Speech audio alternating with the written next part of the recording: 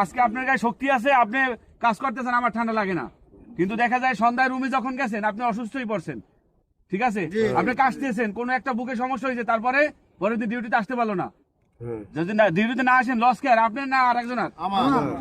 আপনি যদি এখানে না থাকেন, আমি যদি না থাকি, কোম্পানির কাজ কি চলবে না বন্ধ হইবে? চলবে। তাইলে কি করা দরকার আমাদের? আমাদের শরীর স্বাস্থ্য বাঁচিয়ে তারপর কাম করা দরকার, নাকি? শীতের পোশাক পরবেন, শরীরের দিকে খেয়াল রাখবেন, তারপর কাজ করবেন। কিসের জন্য? আপনি অসুস্থ হইলে এখানে প্রবাসী কেউ কারো না, আপনার স্বাস্থ্য ঠিক তো প্রবাসী ঠিক। আপনি এখানে যদি কাজ নাও করেন কোনো সমস্যা নাই, কোম্পানি বন্ধ হইতো না, অন্য প্রজেক্টে যাইবেন, কাজ করবেন, ঠিক আছে। এখানে কাজ করা লাগবে এমন তো কোনো কথা নাই যে নিজে শরীর স্বাস্থ্য খারাপ করিয়া বা নিজে অসুস্থ হয়ে কাজ করতে হবে, এমন না, ঠিক আছে। সব দিকে খেয়াল রেখে কাজ করতে হইবে। আসছেন টাকা পয়সা কামানোর জন্য, ফ্যামিলির জন্য, সবকিছু চিন্তা করে কাজ করতে হবে, ওকে।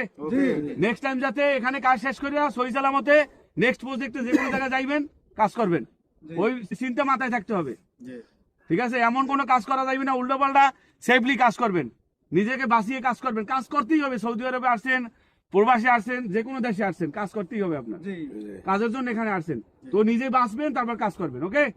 নিজে এমন কোনো কাজ করা যাবে না যাতে ভাই একবারে নিজের জন্য সর্বনাশ, ফ্যামিলির জন্য সর্বনাশ। আপনারা